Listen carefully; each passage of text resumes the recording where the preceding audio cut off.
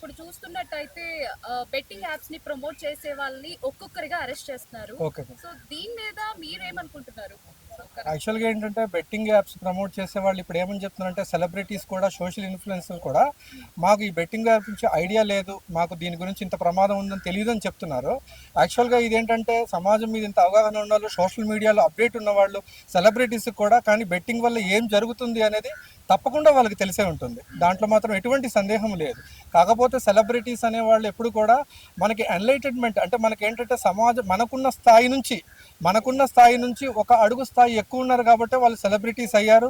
మనం వాళ్ళని ఫాలో అవుతుంటాం, ప్రతిసారి కూడా వాళ్ళని మనం వాచ్ చేస్తుంటాం, వాళ్ళకి సెల్ఫీలు అడుగుతుంటాం. అంటే వాళ్ళకున్న ఫోకస్ యాక్చువల్గా ఇలాంటి ఫోకస్ ఉన్న వాళ్ళు ఖచ్చితంగా ఏంటంటే సమాజానికి వాళ్ళు ఉపయోగపడేలా ఉండాలి. కానీ సమాజాన్ని ఈ బెట్టింగ్ యాప్స్ ఎంత ఎంత నాశనం చేస్తున్నాయి ఈ బెట్టింగ్ యాప్స్ అనేది వాళ్ళకి తెలుసు. కుటుంబాలు చిన్నాభిన్నం అవుతున్నాయి, ఆర్థికంగా చిరిగిపోతున్నారు, చాలామంది ఇబ్బంది పడుతున్నారు అనే దానికంటే కూడా వాళ్ళు ఏంటంటే వాళ్ళకి సెల్ఫ్గా ఎక్కువగా వాళ్ళు ఆర్థికంగా పటిష్టపడుతున్నారు. లక్షల రూపాయలు, కోట్ల రూపాయలు వాళ్ళకు వస్తున్నాయి కాబట్టి వీళ్ళు వాటిని ఆటోమేటిక్గా వీళ్ళు ప్రమోట్ చేస్తున్నారు యాక్చువల్గా.